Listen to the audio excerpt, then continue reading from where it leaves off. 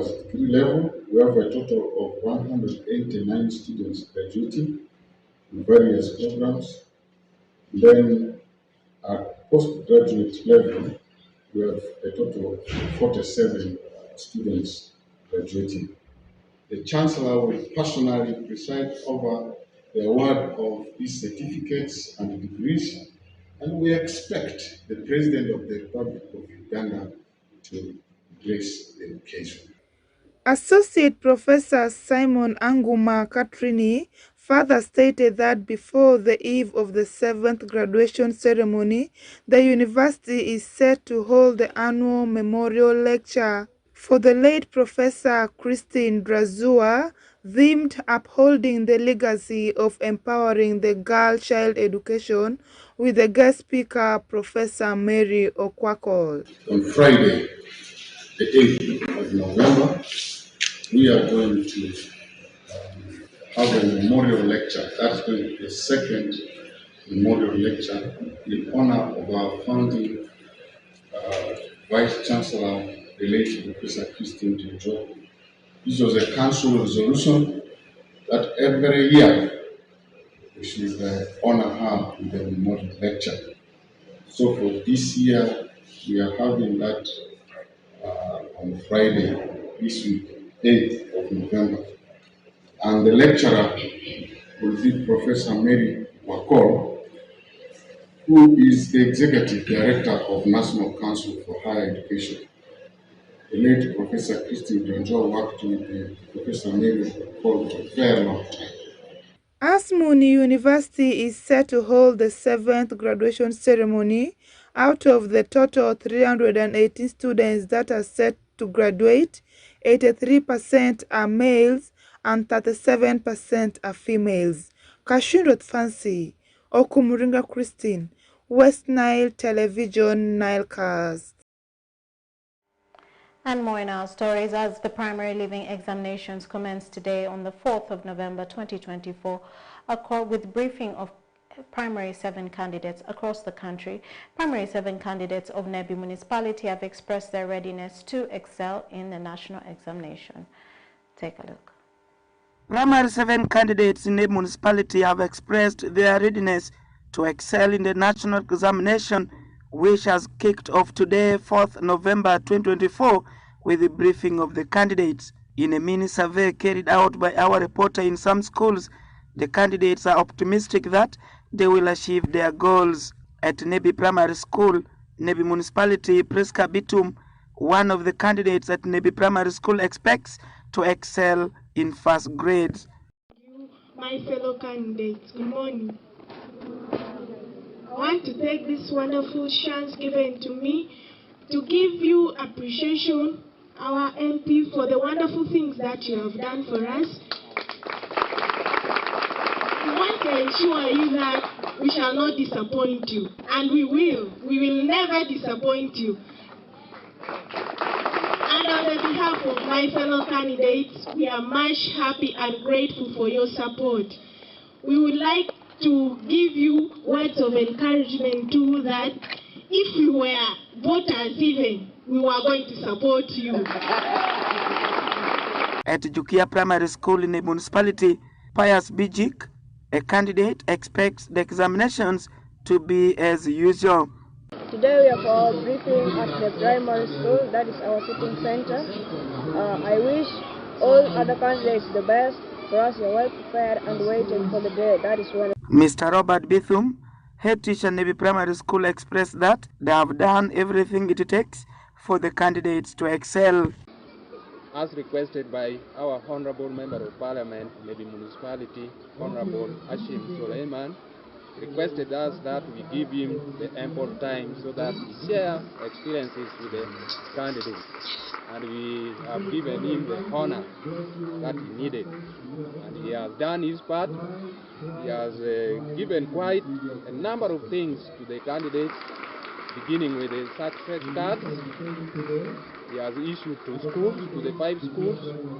Then he has given 214 sets, geometrical sets to the candidates. Then he has equally given 1 big pen each for the candidate, giving a total of 214 big pens. Then he has sponsored meals for the candidates.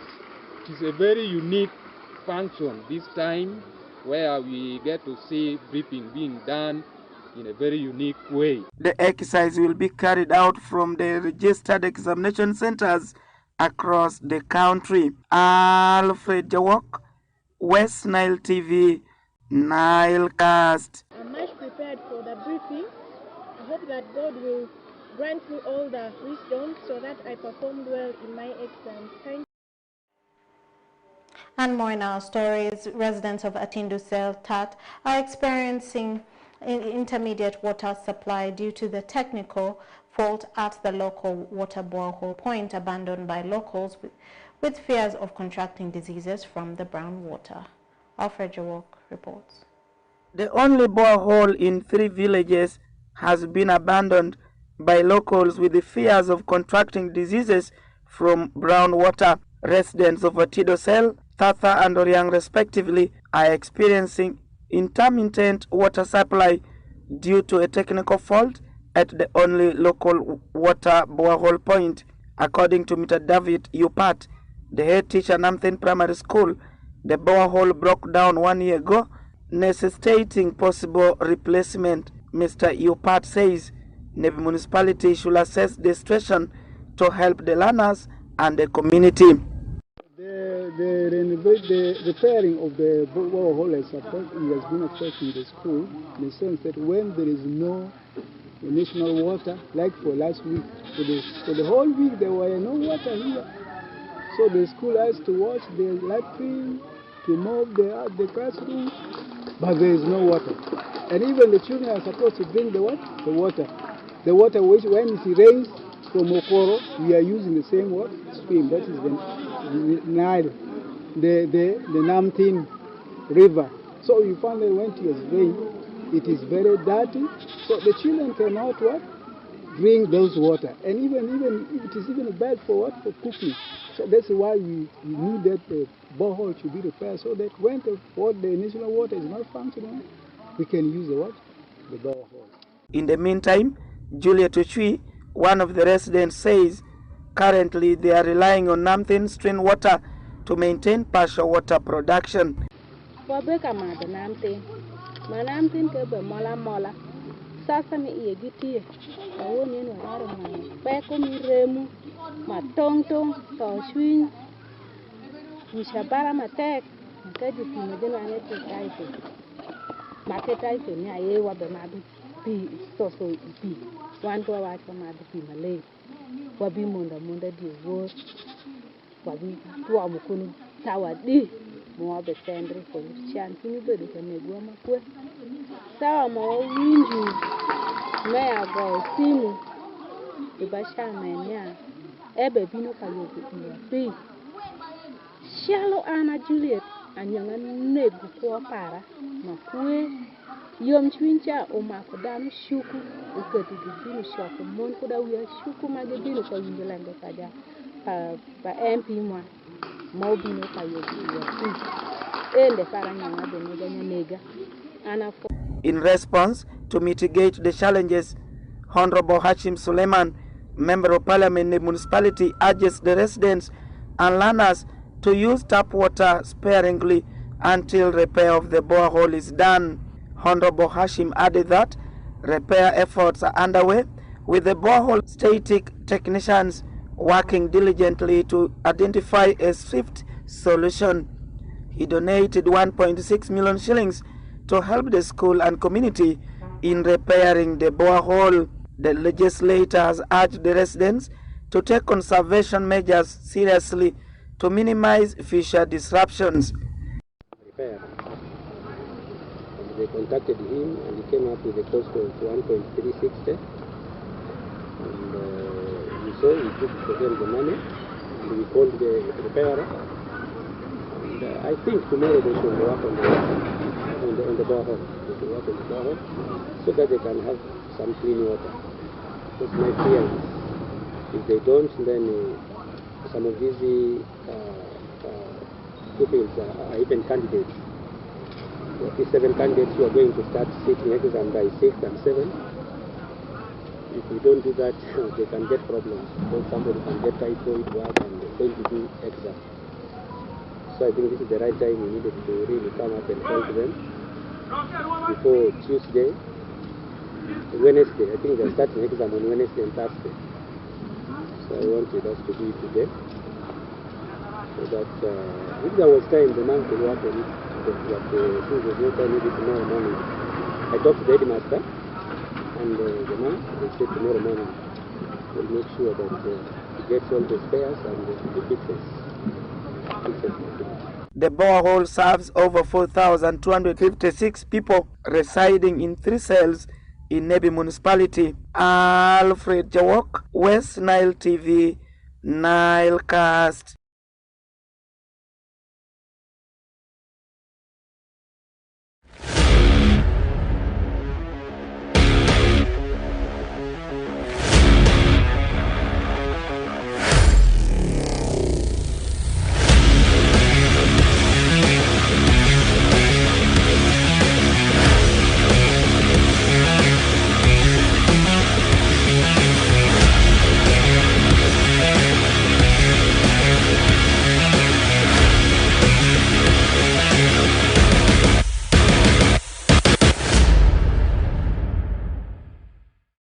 Welcome back from the weekend. Today is already 4th of November and the year is 2024. Whenever you see me in front of the lens like this, know that it's already time for sports. What is making headlines in the world of sports, not only in Ugandan sports, but all over the world. As usual, we'll start with the regional stories. That is the stories that are happening within the region of West Nile before we look into national stories. If continental stories are there, we don't always leave them out. And as usual, we shall finalize everything with what is happening in international sports. But much of what we discuss in international sports is all about what is happening in European sports. But before we look into any of the national as continental story, let's first take a look at what's happened within the region in relation to West Nile Regional League. Before I give you the detailed results of what transpired over the weekend, let's kickstart it from Manasa District, as Okokoro United over the weekend had a game with Koboko Rising Stars. In the process,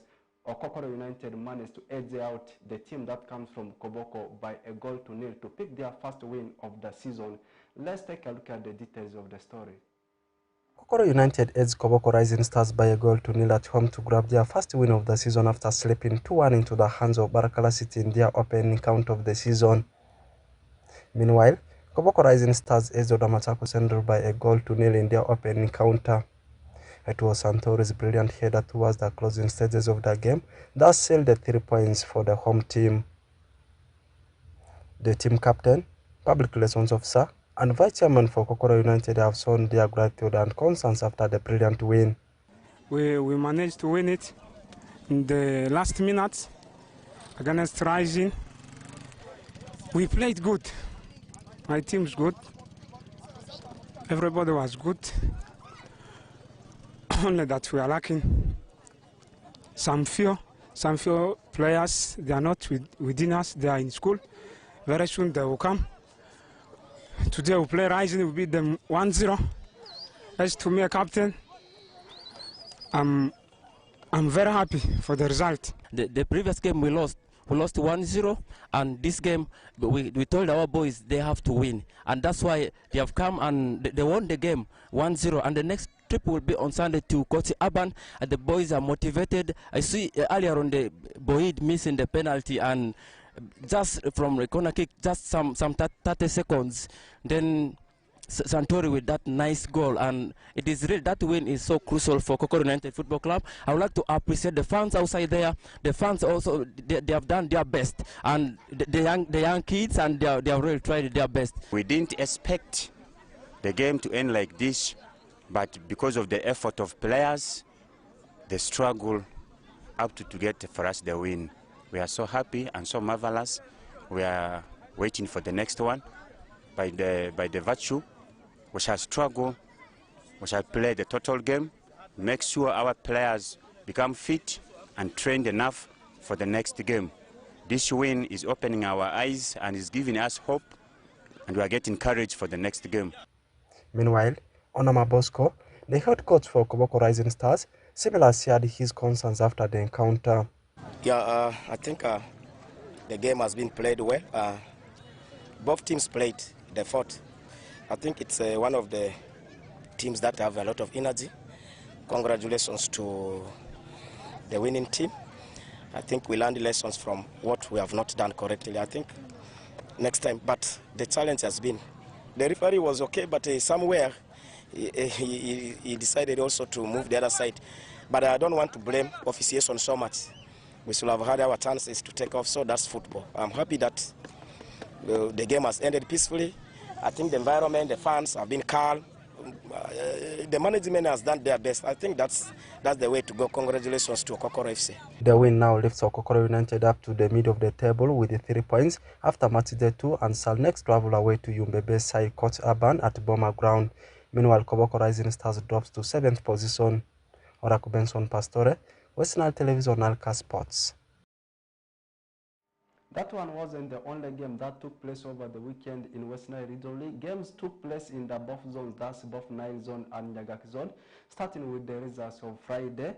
On Friday, Parombo Mission Stars were goal-to-nil winners over Okolo Central. As for Kobokoro, as for the team of Ovison, they played into a barren draw with Nile Hippos. Meanwhile, Odamatako were a goal-to-nil winners over Coach Urban, and the last game which took place on Friday was between Nyangilia Super Eagles over against the team of Yumbe Hotspurs. In the process, Nyangilia Super Eagles beat Yumbe Hotspurs by 2-1. And then on Saturday, games were also played with Padia Rising Stars having a 1-0 win over Nebi Central, with Paida United edging out Kuluva Rainbow by a goal-to-nil. Meanwhile, for Tipsa, they played into a 2-all tie with the team of BK City or Barakala City. And yesterday, as you had said, games were also played with the Pakwati Young Stars playing out a 1-all draw with the team of Arua City. Meanwhile, for Lia City or Alpha Rising Stars, the thumped aside Arua Airfield in Arua City Derby with a 3-0 win over them. For Total, they were away to Das Araka. In fact, Total were at home and Araka did beat them by 2-0. And the last game was actually at Paridi Stadium in Ajuman as Ajuman Town Council Football Club emerged as the winners over Androvo. Androvo is a team from Malata, new entries into the league, and they were thumped by 5-1. And that one takes us to the second tier of Ugandan football, that's Bet Power FIFA Big League. And also yesterday there was a very big encounter at Ababej Greenline Stadium between the team of Onduparaka Football Club and Gaddafi. In the process, Onduparaka also won the game by 2-0. Let's first take a look at how the game transpired before I give you the other results in Bet Power FIFA Big League over the weekend.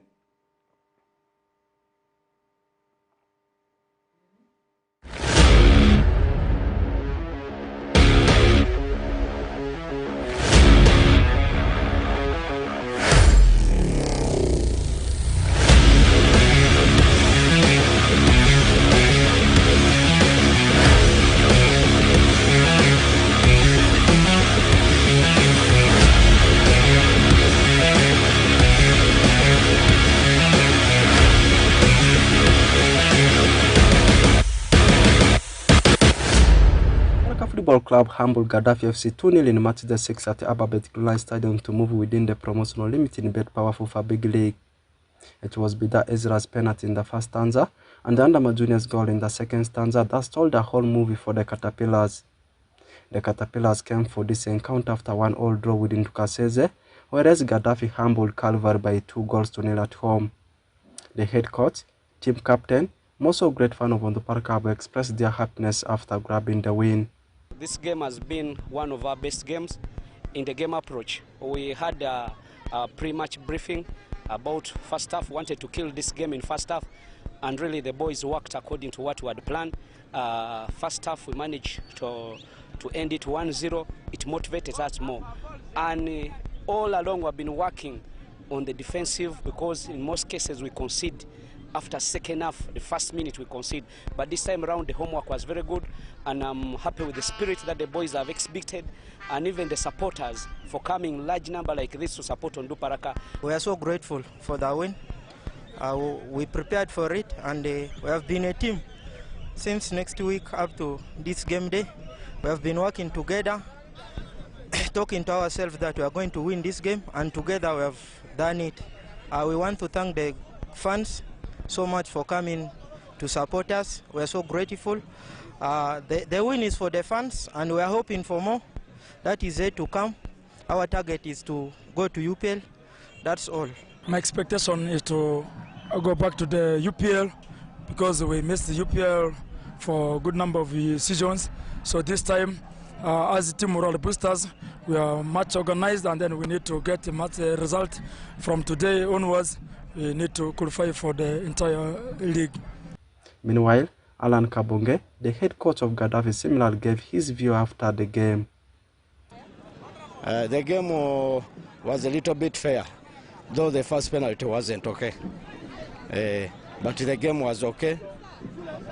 It was a nice game. And I'm happy for the fans because they attended. And this is even my team. Now what came, I have to go with that one.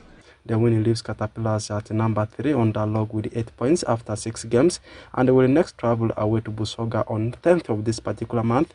Meanwhile, Gaddafi Football Club remains second on the log and shall next travel away to Buimba. Oraku Benson Pastore, Farsi Majid, West Nile Television, Nalka Sports.